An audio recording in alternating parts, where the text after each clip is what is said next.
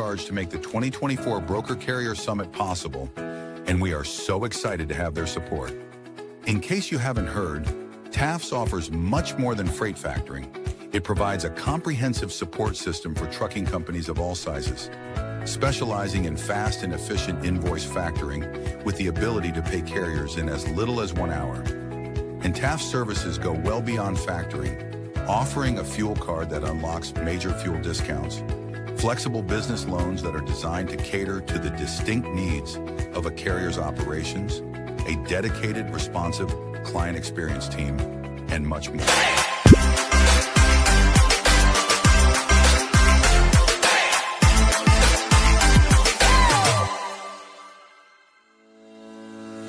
Blackbox Logistics is a 3PL freight brokerage based out of Birmingham, Alabama. Blackbox Logistics was formed in 2020 by 3 friends, Logan Dyer, William Graves, and Will Hopkins, in a basement office with the goal of bringing transparency around the clock communication and hassle-free customer experience to the table.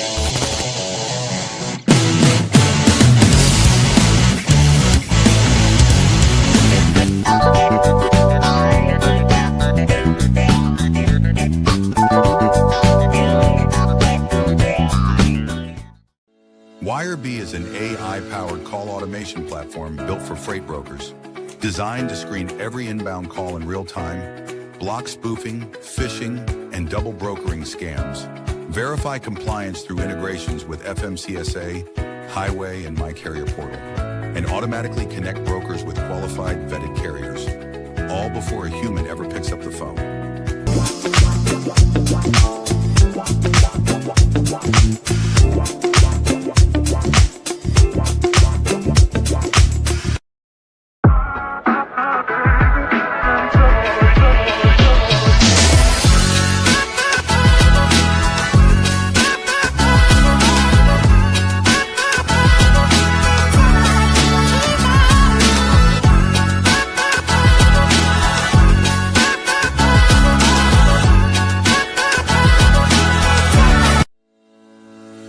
Sales-CRM is built for freight broker and agent sales teams.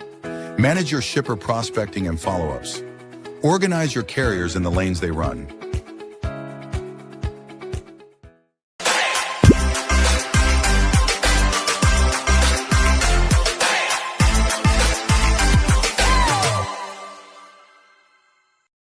HD Ships is a leading logistics provider specializing in sustainable and tech-driven freight solutions.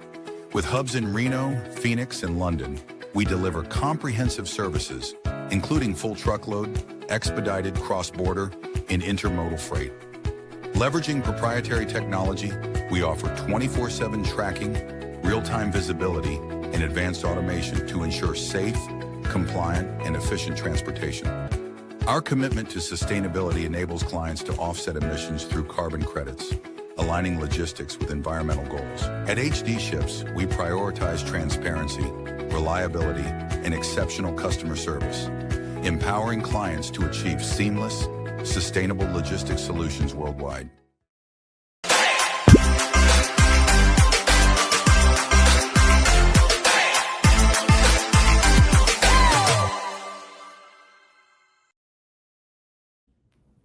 Happy Friday Eve, or happy Thursday. Friday Eve. I like that. I'm going to start saying that. That's true. A Friday Eve before a long Labor Day weekend. I didn't really realize it was Labor Day until like yesterday, honestly. We're coming up on Labor Day weekend. One of those holidays that just kind of creeps up. It's always nice to get a 4-day weekend. Well, how's Chattanooga treating you? It's good to see that you've remained there. You haven't fled to any odd countries or anywhere crazy? You're I got a lease, man. I'm kind of gonna be here, although I will venture probably after conference season in October. Probably will venture off to South America for a bit in November, December. But yeah, it's going good, man. I'm loving it. I'm loving it here. Yeah, it is. I think we talked about this last show, but it is really interesting. You go out anywhere, you run into somebody who knows somebody in logistics or works in logistics. It's like, can't say that unfortunately about Birmingham. Hey, man, you'd be surprised. There's a lot of logistics shops here, but I mean, more so importantly, you hop on the Tinder and get swiping, and you see a bunch of people. Oh, okay, all right. Moving on. Shout out to our sponsors, Wirebee, Fr8 AI, vetting service, great company, great people. Black Box Logistics, Will's company. The People's Choice 3PL. Okay. HD Ships, if you're looking to be an agent. Sales Dash, the OG sponsor from even before we actually started the show, when we announced we were doing the show. Been with us since for a year and a half now. Pacific CRM. Josh, Drew, great. We have agents that use them. Will's company uses it. And then check our banner sponsor, TAFS, top 10 factoring company. Ryan and Rob, fantastic. We did confirm they are not using AI yet for carrier checking calls. So got that going for you. Yeah, they seem to be a pretty people-centric company. And then if anybody's listening and you're not in a position to like change factoring companies, I would encourage you to check out their website. There's a lot of good educational content. They're great, down-to-earth people, and they're willing to just have conversations and educate people. And you don't always find that in sales. A lot of times people, are just trying to sell you something, right? But they seem to really care about the industry, making it a better place. So shout out to them. We're proud to be aligned with all of our sponsors, and it's a great group of companies. Yeah, 100%. It's kind of hard to believe. TAFS has been with us it's been over a year now too, right? We have two sponsors over a year. Yeah, man. It's been a while. I forget what episode we're on, but we're in the 70s, I believe. So hopefully many more to come. Yeah, 100%. I'm excited for today's guest. I mean, not only is he a really smart, successful individual, but he's got a real great personality. I've met him in person twice. That's one fun part about the show we don't really talk about. I feel like 25% of our guests now, either I've met or you've met or both of us have met. So kind of makes it fun, doing some shows with people you've met in person too. Yeah, I've never met Tristan, but we were just talking pre-show. He's one of those people. Every time I see his name, comment, post, or anything, it's always so positive, right? And like that's pretty rare, especially in our industry, like this climate.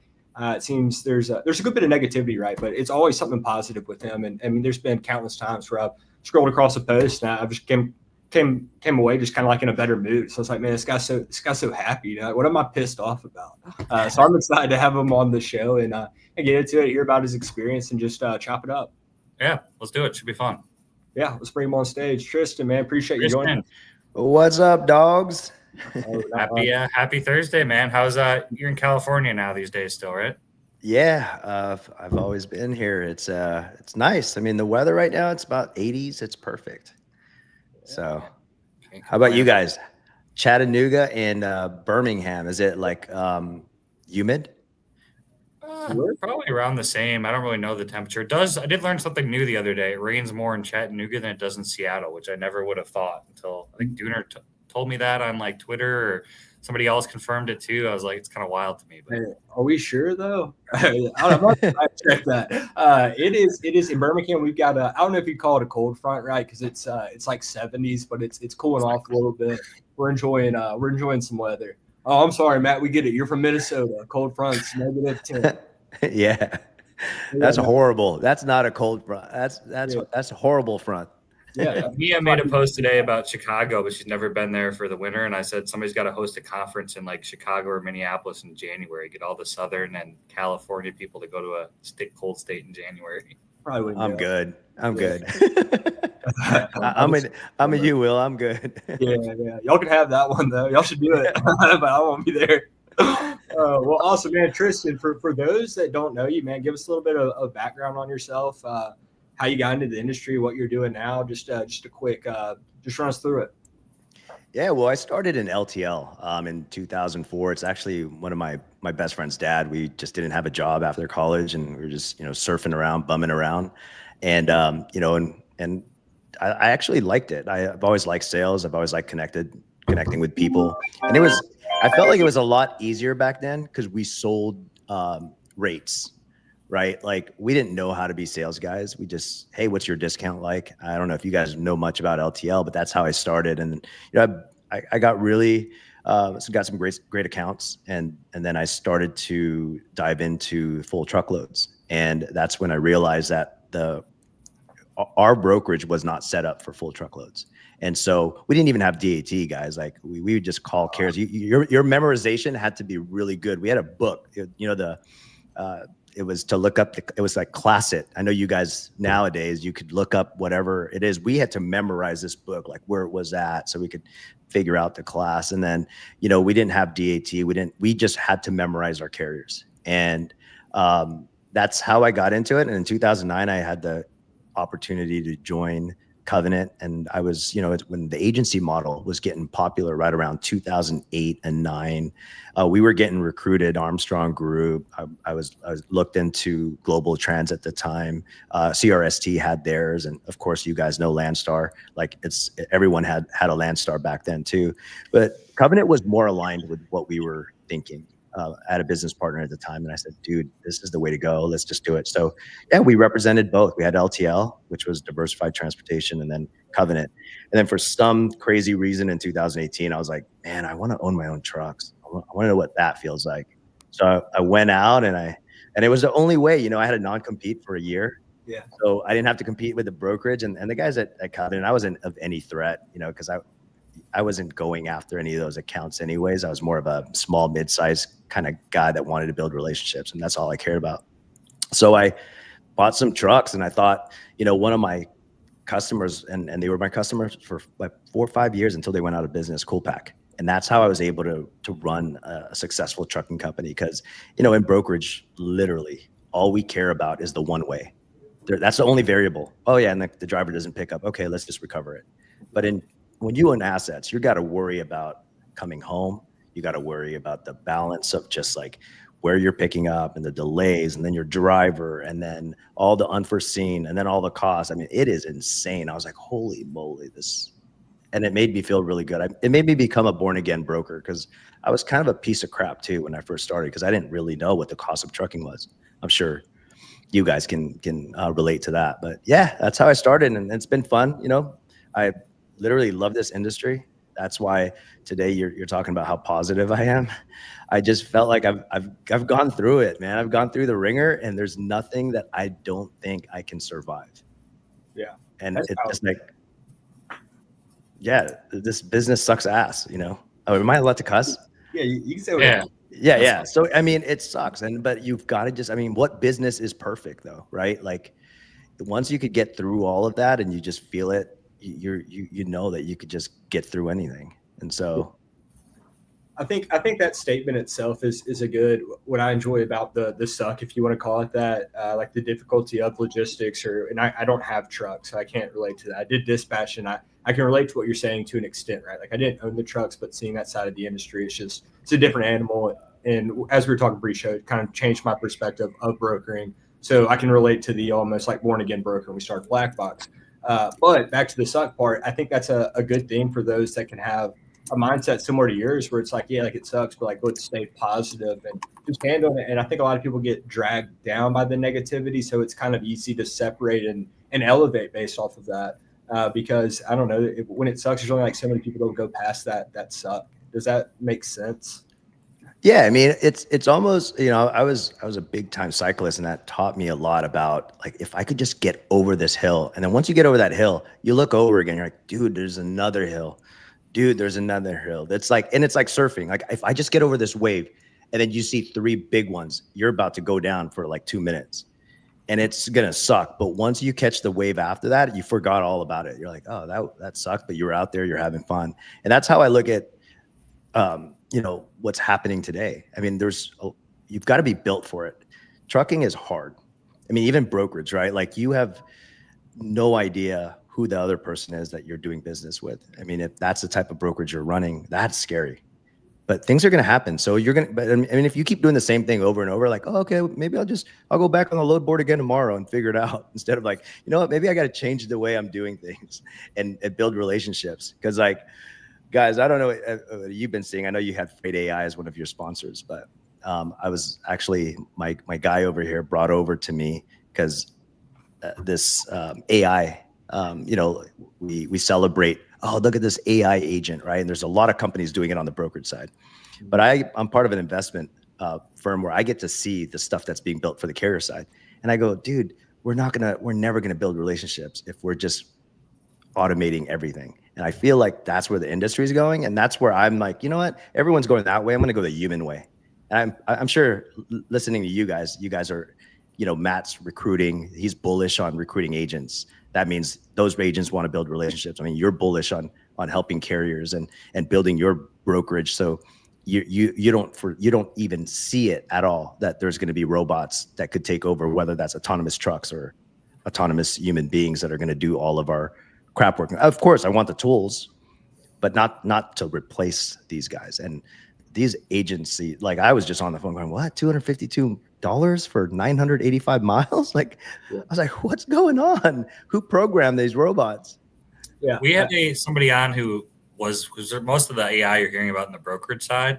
They're not a sponsor of the show. We had them on Bubba the other week. They're creating AI for the carrier side, and that was like the first that I've seen really that out there too much. Usually all you hear on LinkedIn is all the, AI brokerages, carrier sales rep, one for actual like carriers, which I thought was pretty interesting.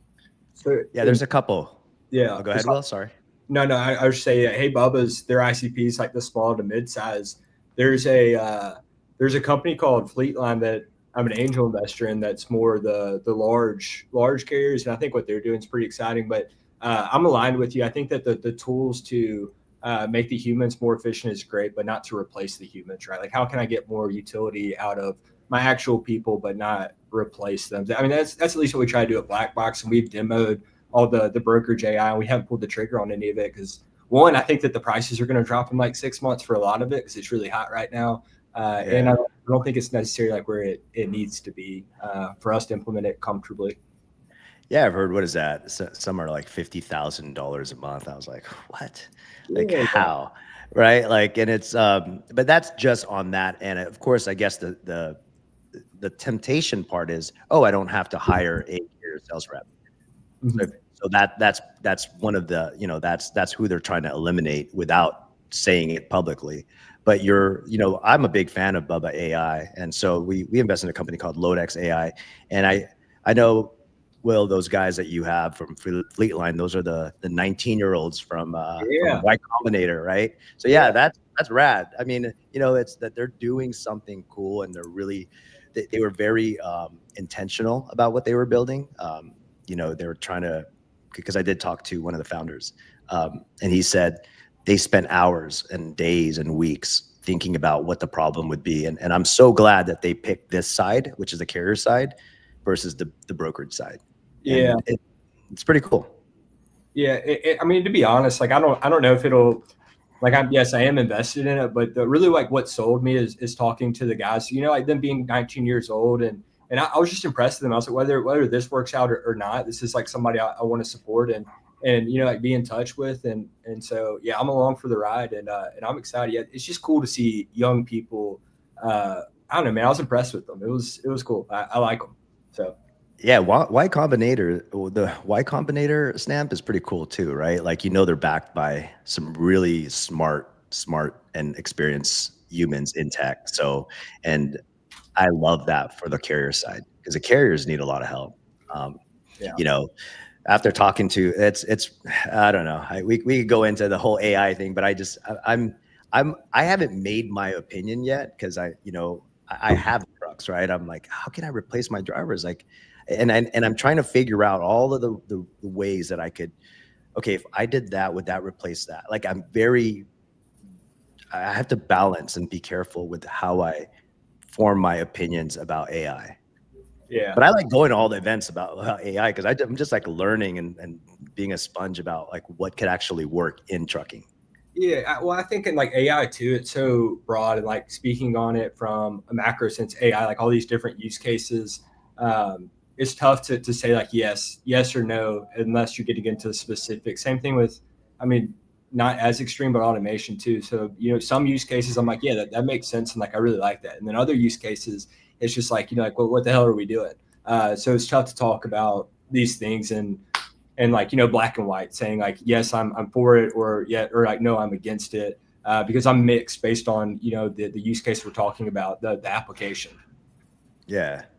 No, it's still new, right? We're trying to figure out what can actually work in our industry and what is going to be what are we going to adapt to or adopt, right? Yeah. We've got to adopt and adapt to it. And so I don't know, man, there's a lot, and I like the back and forth. That's why I went on LinkedIn about a year ago, because I was like, oh shoot, there's people that do think like me, that do care, right? Like there are running. You were on LinkedIn much before the last year or two? No, dude, I've only been on LinkedIn for like 11 months. And so I know how 11 to like almost a year, because it's I didn't even realize that. For whatever reason, thought I'd like seen your stuff on LinkedIn before we met like last October, but maybe I hadn't. No, I never posted anything, because I was like, I literally thought to myself, I'm like, this is the new way. Have you guys listened to like Gary Vee at all? A little bit. So he talks about social selling. And I'm a big part of Entrepreneurs Organization. I just started surrounding myself with other entrepreneurs, and that's when it gave me the confidence to go out and do social selling. I mean, Will does a great job of it, right? He's funny. He said, "Oh, look at the People's 3PL Choice Award." I'm like, "Well, how come Fr8topia wasn't on there, man? Like, hey, I want to compete for this award. Like, are we gonna have an award ceremony next year, or you know what I mean?" But that's social selling right there. That's an example of like social selling, cutting through the BS. Like if someone was to look at Will's profile or my profile and say, wow, I already know these guys. They're not going to go and steal my freight. They're going to actually give a care. And that's way better. And I was like, that the only way to do that is put myself out there. But I've never wanted to put myself out there. And I just got comfortable. And I said, you know what? I have a story to tell. And it's something that I need to do. And I don't care anymore what people think. And it's hard. It's, people always go like, and one of the things that I remember looking for the first time on one of the comments, I promised myself I wasn't going to look at comments on the podcasts that I've been on. And I was on Mother Truckers podcast. And one of the guys said, oh, you could tell he's from California. He wears a hat indoors. But now that I'm seeing Will wear one, Birmingham does it too. Yeah. Minnesota does it in the winter sometimes with the actual, not like hats like that, but the the beanies. The beanies, yeah. Tristan, so what you said about social selling, for anybody listening, I think that, at least the way I see it, the most important thing about social selling is not directly selling, right? And I think that's where a lot of people get it wrong. They get on LinkedIn or something, and you'll see it like these cookie cutter like promotions for their company or their service, and it's just like the social selling, you can't directly, maybe some people can. I hardly see it work. You don't directly like sell your product, push it. You just organic human, and things happen organically over time. At least that's been my experience. That's why job postings don't work all that well. You see like 800 applications and like talk to recruiters, and like 750 of them aren't in, logistics. Just post a job. We have the greatest company. We're hiring. Like I don't see that work too well. Well, I'm just learning about it, right? It's just like trial and error. And it's like, okay, do I post pictures of personal stuff? Do I talk about the business? What do I do? And what's my ask? Sometimes I don't have an ask, right? Like I really don't have an ask. It's just to put myself out there. And literally it's, who am I going to align with? Because at the end of the day, I don't just want to take every single client that calls me, right? And I'm not here to hide. Like I want to be intentional about who I'm, like someone that cares about me. The principles of, I want someone to care about me as much as I care about their business. And I mean, I've had clients from 21 years ago, like, I have 3 customers that I still have that I cold call on in 2004. And I'm like, dude, that's the kind of relationships I want to build. And, it's getting harder and harder. As you guys know, there's a lot of dialing for dollars, a lot of that stuff that's going on right now. I mean, either the hyper growth type brokerages. And it's hard to compete with that, but I know it's transactional and it's just their turn. And I'm just waiting for my turn. And, just like I'm waiting for Will to give me a turn on this 3PL People's Choice Awards, because I think there's only one contender. So that's not fair. He didn't put me as second. He put KCH as second place. He didn't put HC Ships as second place. Look, guys, all you have to do, well, it's not all you have to do, right? the ratings are how we decide who wins is a secret formula, and I'm not going to put that out there for everybody. But I will say, if you send me company merch, that goes away. And we'll leave it at that. Also, I don't want to get off topic, but Tristan, Miguel from Cargado wanted me to ask you what watch you're wearing today, and he wanted to say what's up. I don't even know that guy. Tell him I'm not going to answer that question because we don't talk about watches publicly, and Miguel knows better. Miguel knows better. We're not going to show, but we'll say it real quick. There you go. Man, I missed it. I was going back to I'm in a little slack with him. I was about to hit him on, but he didn't even know you, man. No, Miguel's an awesome dude. Like I met him at Broker Carrier Summit. Very nice guy. He works hard, so I'm happy what he's doing over at Cargado. And I saw him at Manifest too. Good dude. So we talked about watches. I mean, that's something that I'm not comfortable publicly talking about. Yeah. No, remember when you talked to me about like, hey, what can we, no, we're not going to talk about money stuff here. Yeah. It's funny. We asked pre-show, and probably watches was not on your mind of something that we would bring up. Will always does this. He brings up like random stuff. The last thing I would ever think is someone asking about a watch. I'm like, what? Well, anyway, are you going back to DCS, by the way, in the fall, Orlando?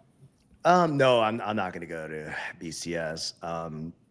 I mean, I like what they're doing, but I just don't think there's a good balance. Like in all the way I feel about it, at least in my opinion, is that there's not enough carriers, right? And there's not enough brokers that I think that I could make there's a lot of talk about relationships. I don't really know about some of the brokers that showed up because I was looking it up, and I'm always, I'm looking at how they treated my guys over here. So I'll call in and say, hey, check out this brokerage. They're over here. I want to check them out. He's like, and then I don't get the feedback that I'm, looking for. And so I want more value and ROI. And no, I'm not, talking smack, but as someone who's going, I need to find ROIs. It's got to have a good return on investment for me. One thing I would hope that maybe, because I don't think it's been in Florida or like really the Southeast before. Maybe I'm wrong, but I would think maybe they'd draw some different carriers. Because obviously, this as a carrier, but I mean, a lot of carriers are going to want to travel from California to, Orlando, or maybe, depending on the location, you probably get a different network of carriers and brokers, I'd imagine. Yeah. I mean, we should tell them to have it at Glendale, California. And actually, has there been any big conferences? Like, there's that PP, what is it called? That I'm not really a drayage guy, but there's that one conference out in Ayana. Yeah, there's Ayana that's Long Beach, right? There's like that one big one in Long Beach. That's a fun one. I mean, I'm part of the Harbor Trucking Association and California Trucking Association, so it's the same guys, right? And what I like about it is there's a lot of carriers that you could learn from, and that's something that I feel if someone's throwing an event, there has to be value for other carriers, like us talking about like, hey, what are you doing to do this? What are you doing? And who are you working with? What insurance companies? And that's what's great about the associations. But some of the shows, I mean, I don't know. Is it just, dude, I don't even want to say it, but I feel like it's just a place to party. And I don't drink, right? Like, so I'm like, is it just a place to go and hang out and spend, marketing dollars just to go to these shows? So yeah, I don't know. It can be tough. Yeah, I think when thinking about conferences, which I'm not a huge conference guy. I mean, I go to like a lot of some of our customers will do like logistics events, and like I'll always go see them. But like industry specific ones, I don't know. Yeah, it's like important to ask, what am I going to get out of it? And the broker carrier one, at least for us at Black Box, like it's kind of, which I haven't been. I would like to go. I was supposed to go. I had some things come up, but it's just, for example, like we want to build carrier relationships, but like a lot of our freight is spot small to medium sized companies. And so like, it's not super, like we might not like have anything. Like it's great. Like I can meet you, we can talk, and like, we'd love to save your contact info.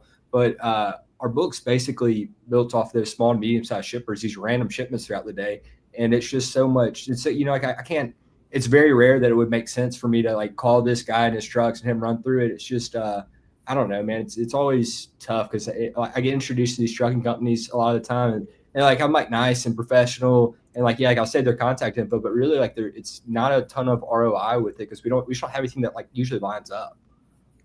Yeah, no, and that is Man, that's fair. As far as, on the carrier side, I can't expect every broker I meet to give me everything, right? I think that's the misconception that a lot of carriers have is, oh, if I get to meet Will, and I'm become friends with him, he's going to give me freight. But that doesn't mean your freight or the freight that you have aligns with the lane that we're doing. Yeah. But that, like, what are the, and it's, and if, even if it's like, a big company, one of the enterprise shippers, dude, those things suck anyways. Right. Like, I don't want to haul that with my freight. So, but having a balance of the Wills of the world, right? If there was like Wills and Tristans of the world, and Matt, I don't know if you do carrier sales, but like, if you can hang out as a carrier with like 30 of those guys, something will align. Yeah. Right. Like, eventually. But if they're guys that have the mentality of like just turn and burn, which they always talk, it's always hidden in the relationships part of the conversation. But like, you could see how they are in public, right? Like, I watch what they do, not what they say. So, and being in the chair because you've been in dispatching, it only took me a couple months to figure out like, wow, that's what other brokerages do. That's really how they behave. That's how the people, that's why there's not a lot on LinkedIn. That's why I laugh. I'm like, where's all these carrier sales guys that talk about relationships? Like, it's because they're douchebags, dude. Like, it's what it is. You don't see many. That's actually a good point. It's interesting. You don't see many. I didn't really think about that till you brought it up. You see a lot of people talking about recruiting, brokerage sales, owning a brokerage, freight tech. I'm trying to think of like any carrier sales reps that I know that post on like a regular basis. And I never really thought of that until you brought that up. It's mainly like people talking about customer sales, recruiting, freight tech, owning a brokerage, personal stuff. But I don't see carrier sales be talked about a whole ton, except some cradle to grave reps obviously bring it up. But well, the cradle to grave guys, I love those guys, right? They care. They literally, that's the reason why they're 1099. Like, the guys that you recruit, those guys care. And those are the best types of, like, when I tell my guys all the time, make sure you look for guys like me. The guys that were 1099, those guys care. You're never going to get a guy that sits at one of the bigger brokerages. He's not going to care. And he's not going to be online talking about it. And so, like, when people are quick to defend carrier sales, it's them, right? They feel like attacked, but it's not them that we're talking about. It's the ones that aren't showing up on LinkedIn talking about their problems or why they got this carrier or why they have that problem. They're not online because they know how they behave. They know how they behave. Like, it's there should be I always thought, why can't some guys just put it together and just say, here are all the, like, a hall of shame. We almost did it. We almost made the dog pound, and we were going to put people in the dog pound. We were going to take some unhinged stuff. No, we were not. We were not almost going to do that. We thought about it. It was an idea. But I will say, did we get sued by doing that? Like, I don't know. Will's going to get our podcast sued. We have a very small podcast. Next year, we're going to have a $100,000 defamation lawsuit. Yeah. We'll have to make a new one. But look, one of my guys posted something about a brokerage on LinkedIn like a week ago. We got a cease and desist, like, via email. It wasn't even anything crazy. But I will say, like, all of the I don't know, man. It's just social media in general, and it's not exclusive to like LinkedIn, but LinkedIn is a more professional platform. But with anything, it's kind of smoke and mirrors. People talk about the good, not the bad. So nobody's going to sit there and like post about like, excuse my French, but like fucking somebody over. But like that happens, right? Everybody's going to talk about the carrier relationships, but again, it's good to look at like what people do versus what they say. And like, yeah, man, everybody's going to say they value carriers because like you would never, like, nobody's going to just be like, yeah, like we don't care because you just don't do that. But I have seen some people say that on LinkedIn, believe it or not. I have seen some outrageous things said. I've heard some people actually say that. But yeah.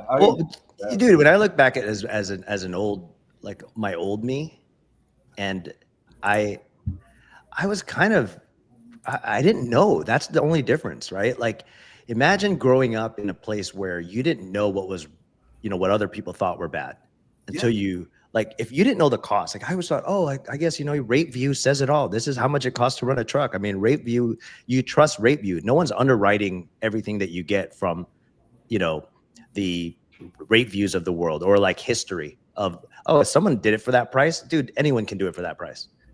Right? Like, that's how we were thinking. And so, yeah, we don't think we're doing anything wrong. And then when someone gets called out on it on LinkedIn, everyone defends them. But at the end of the day, I'm like, dude, you don't see what these guys are actually really doing. Like, sit down at someone that's doing dispatch for a real company, and you could see, I get it, your brokerage probably doesn't tolerate that type of behavior, but check out these brokerages. Well, like if they're is how it goes. You're trying to go ahead. No, I was just thinking, when you have a brokerage that is going after the reps that have helped them become these big behemoth brokerages, and you go after those guys, like, yeah, those are not the kind of dudes I want to work with that neither. Well, it spreads down too. I was just thinking about this as we were honest. We still have an agent. He's been here for over a year, but he owned a trucking company, and he did at the time a 15 truck fleet. At the time, he had a family member that is a pretty big shipper, so he wanted to broker off, that.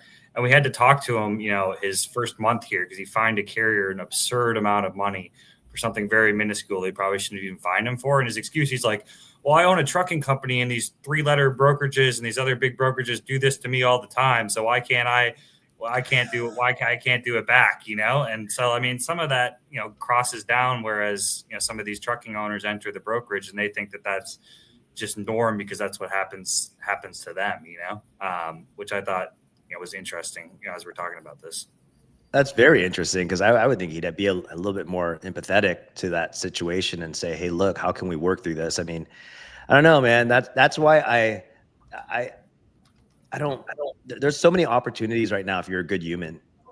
I mean, at least I see it in freight, right? If you're a good human being and that's really what your intention is, it's okay. Like, you don't need to get Nestle. You'll be fine, right? We had Nestle for a long time, and even when we lost them, we're still fine.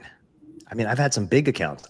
I've lost them all. I mean, it was just my turn. Like, everyone thinks they have an account and they're like, oh, I'm going to get this one. You know what accounts that really matter? You get a bunch of the small, mid-sized ones, and Will can probably tell you, like, those are the best accounts, man.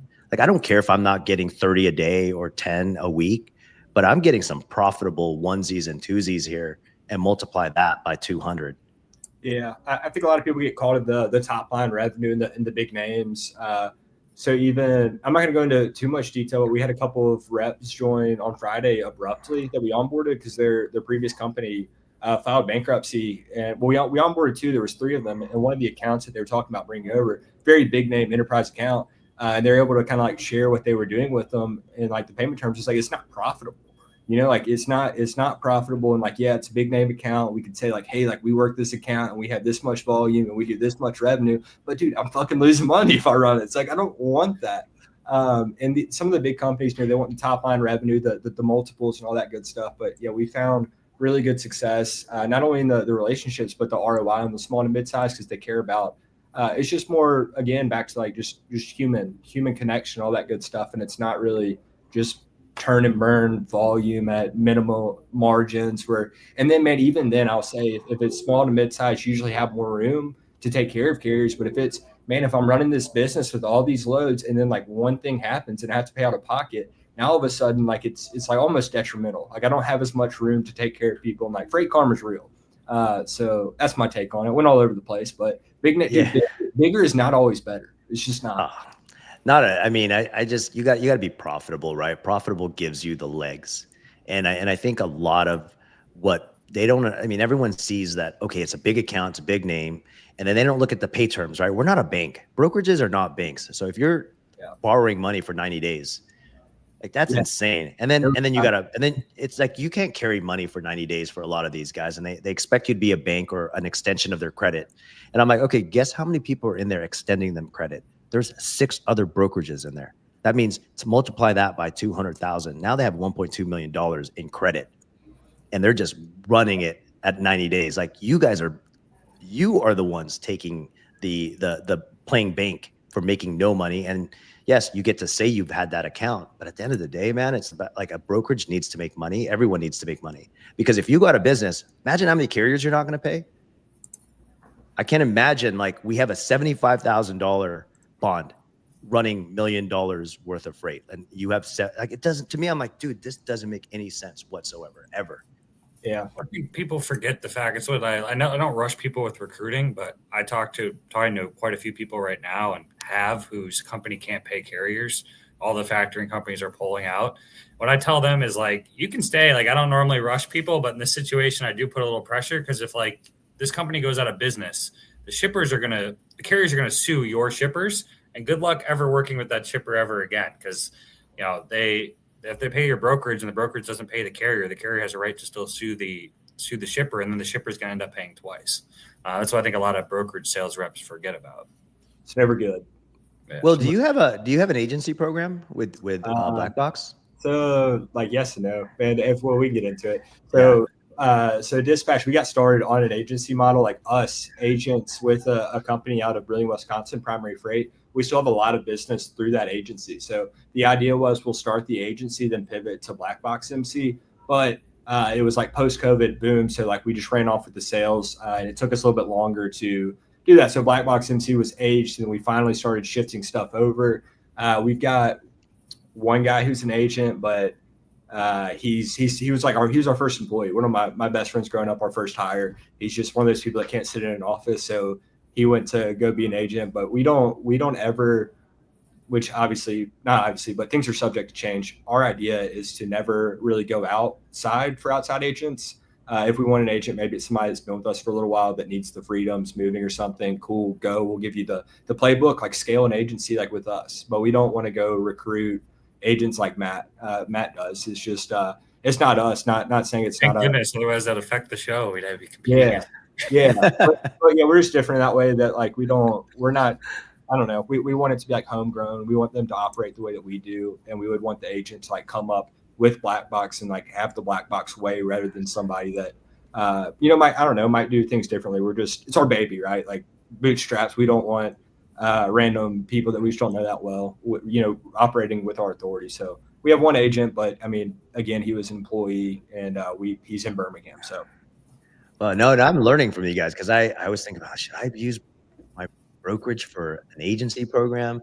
But I'm like, the reputation is so awesome out on with carriers that I'm like, I don't want someone to ruin it, right? Like, because I have a front seat to some of these big brokerages, and I'm like, dude, there's no way I could hire some of these guys or even they don't align. Yeah, it's hard. That's the problem with agents too. They're their own boss, so like, not like in their day to day of what they're doing. I know you said you like working. I understand that, like working with cradle to grave agents in general, I think is good for carriers. But you also have the problem, as like we do in like recruiting and management of an agent program, that like sometimes you don't have eyes on like everything a W-2 is having on in terms of carrier relations, in terms of what they're doing in their email. They're their own business owners, so it kind of prevents a challenge sometimes too there to not have our reputation. We have a good carrier rating, at least compared to. I looked at our carrier rating once on DAT compared to other brokerages, and it's good. But like we could have one agent in there come in and screw that up completely overnight. Yeah, you'd have to start I don't know, like Landstar does it. This is the office in Birmingham or Minnesota, right? Like, so it doesn't mess up the whole team's reputation. But yeah, man, it's crazy because I mean, that's why we get along so well, is because you guys are aligned in building small and building organically and building, being sustainable. I mean, that's what business is, and that's the only way to grow. The only way you could grow your business is profit. So there's no other way. At least the only way to grow it sustainably, because you can VC money, or you can just trick people and go on raise money all day, which is could be a business. Raising money could be a business. So Well, yeah. So I mean, I would say, I don't know. I don't own trucks, right? But I feel like, relationships are important in general, but even more so with the trucks. I feel like you just have so much more exposure, especially when the market gets bad.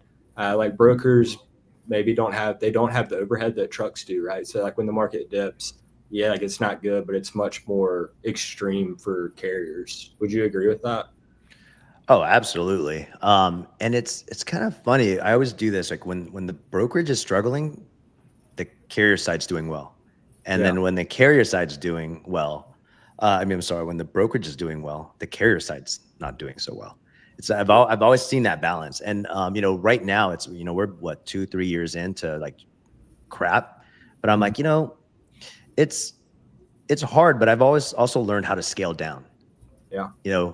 So, and I didn't go out and I didn't go crazy with my growth because I understand it on the brokerage side. Like I understand the cycles where I'm not going to just go all out. And it's getting harder and harder to find great drivers too. Like I've got to, you know, and like what Matt was saying about owner operators, you know, being in California, you know, there's AB5. And I did, when I first started out, I worked with owner operators, but it was exactly the thing that I hated. They were just their own, it's like you're trying to control someone's ego because they're a business owner, and it's hard.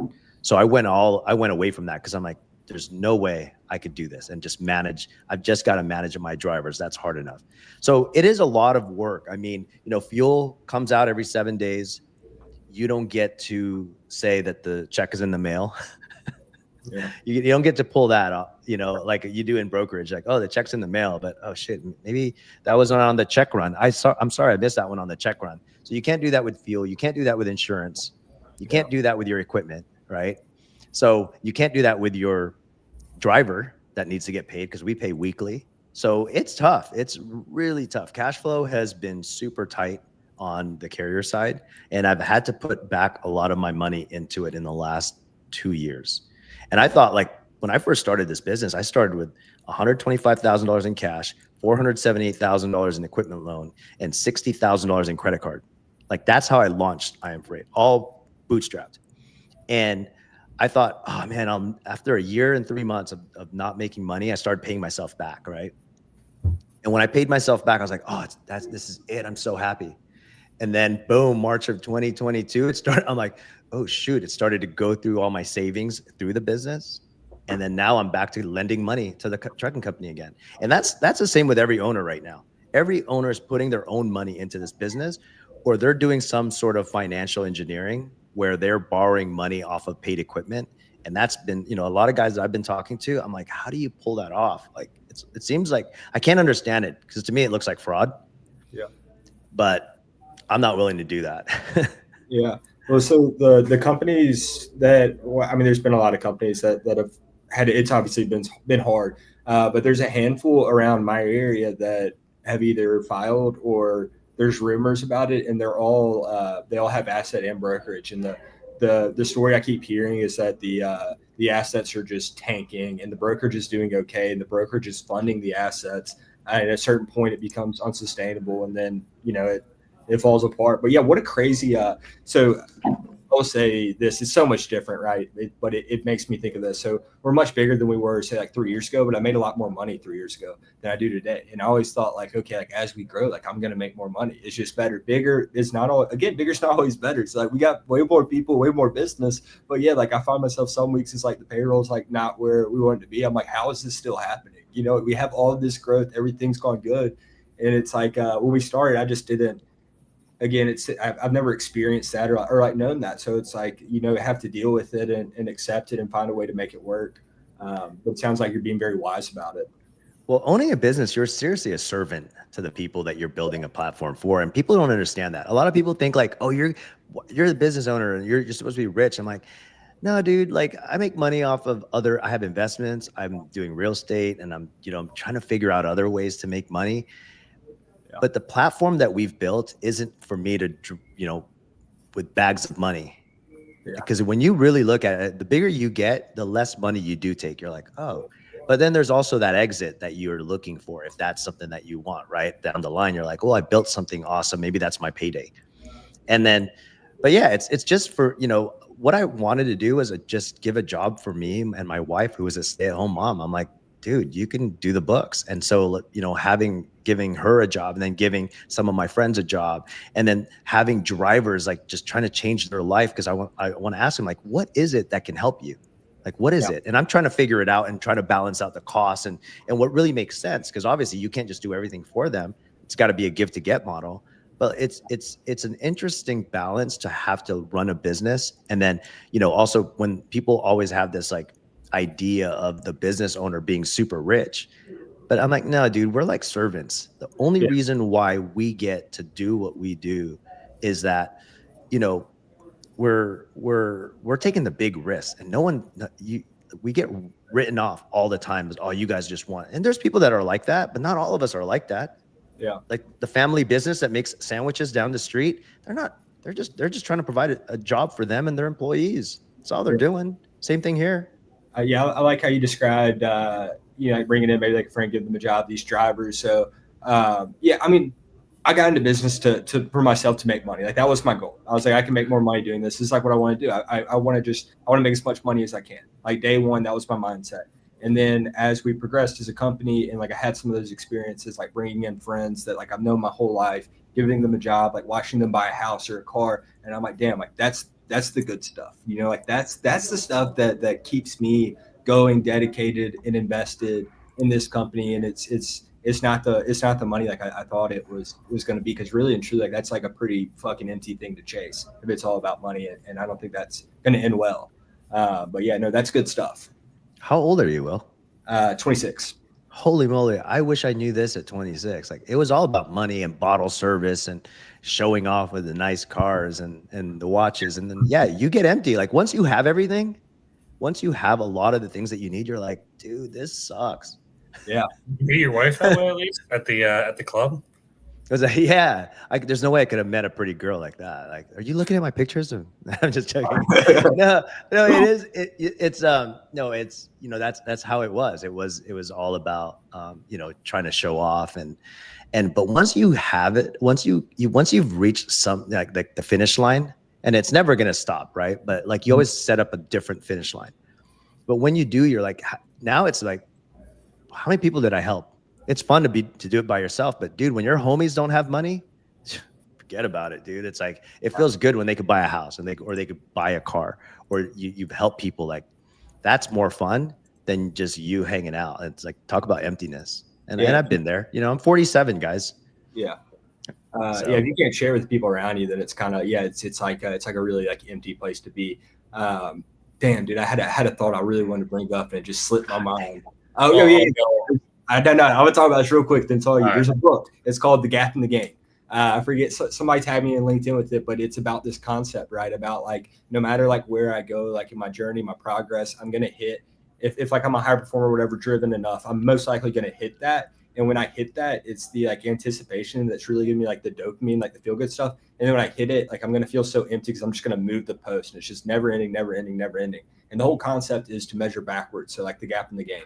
The game being like, or the gap being the ideal version of like my outcomes. No matter how much money you make, like you're going to want to make more money. If you're in that mindset, whatever it is, like if I'm this big, I want to be this big. And it's just like, you're always going to be chasing empty. But if you measure backwards, like where it was to where it is and find gratitude, then it's a surely good way to, so I'm told, I'm still practicing, but to avoid, like burnout, practice gratitude and all that good stuff. I really enjoyed the book. If anybody's listening, check it out if you can relate to any of that stuff we were just talking about. Matt, didn't mean to cut you off. Go ahead.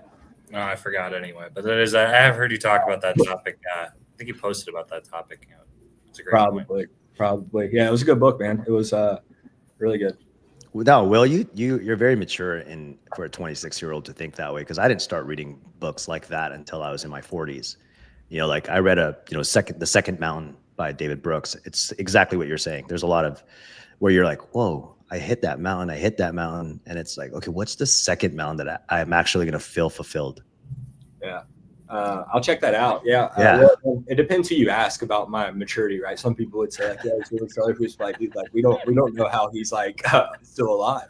But for me, my experience was like, that's the mindset that like I was in. And like I had like one of these things so badly, and I worked so hard for them and sacrificed a lot for them. And then when I finally got them, it was like, damn, like that didn't do it for me. And if that didn't do it for me, like what's going to do it for me? There's like a whole like psychic shift. Not psychic, but like, man, it was like a crazy like moment for me to like really like look at it and assess like what matters in this world. And like I had a bunch of these like ideals, or like, like these things, these values that like weren't true values. So it was a cool experience for me to kind of like find out like who is like really Will like inside versus like who does Will want people to think he is or appear or come off as. So no, it was good stuff. Dude, mind blowing. At 26, man, that's, I wish I could have learned that at 26. I forget it all the time. It's just, you caught me on a hot streak on the podcast thinking about the book. So like I sound really good. You're on a roll right now. You're crying. I'll just clip it so everybody thinks I'm really wise. But again, watch what people do, not what they say. So for me, it's an ongoing process. I still slip into that mindset. Yeah, remember that when he talks about Black Box being the people's choice, guys. Yeah. And the 90-day fiance, right? Like, we gotta. That's Matt. But Matt, I think you got to add English proficiency test to your 90-day fiance. No, that was. I can speak Spanish. My Spanish is getting pretty good, honestly. They have to come here. You're not the one going there. Who knows? I'm not against living out in Colombia or South America. I'm not ruled that out. All right, boys. Well, how long does this show start? I have another call right now. I was just about to say we're going over what we normally do. Dude, that's awesome. Yeah, conversation flow. But we'll go ahead and wrap it up, man. Is there anything else you want to say to the audience? Where can they find you if they want to connect, follow along, all that good stuff? Any final shameless plugs you want to throw in there? Oh, no, man. I'm just on LinkedIn and hoping that my message comes across as helping the community. That's it.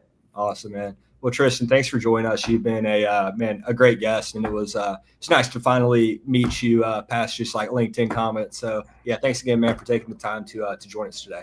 Yeah, thanks, I'm gonna slide into your guys' DM. I mean, I think I have Matt's number, but I'm sure I'll exchange info with you. Yeah, let's do it. Awesome, man. Thanks, guys. All the people who solicit you, give Will's number out to them all. All right. Come on, man. I'm just not going to respond if anybody DMs me about their product, unless it's a cool product, man. I mean, I can be sold. Yeah. Well, shout out again. That was a great episode. I said that's one of the longer ones we've done in a while. So conversation was just flowing. Shout out to Wirebee, Carrier AI Vetting. Great company, great product. Stop spoofing. Black Box Logistics, Will's company, HG Ships, where I recruit agents for. Sales Dash, as we always say, the OG sponsor. Freight Specific CRM, Will's company uses it. We have agents that use it. And TAF's top 10 factoring company. Can't say enough about Ryan and Rob. Been with us for a year. Really growing company. Great customer support. I think it's open till midnight during the week. And we'll be back next week, and we got a great dog of the week for Friday too. Yeah, all of our sponsors are absolute dogs. Matt, we need to work on this. You saying Black Box is Will's company versus Black Box Logistics, the People's Choice 3PL. We'll practice offline. Enjoy the rest of your day. We'll have dog of the week out tomorrow. Thanks for tuning in, everybody. Yeah, see you guys next week.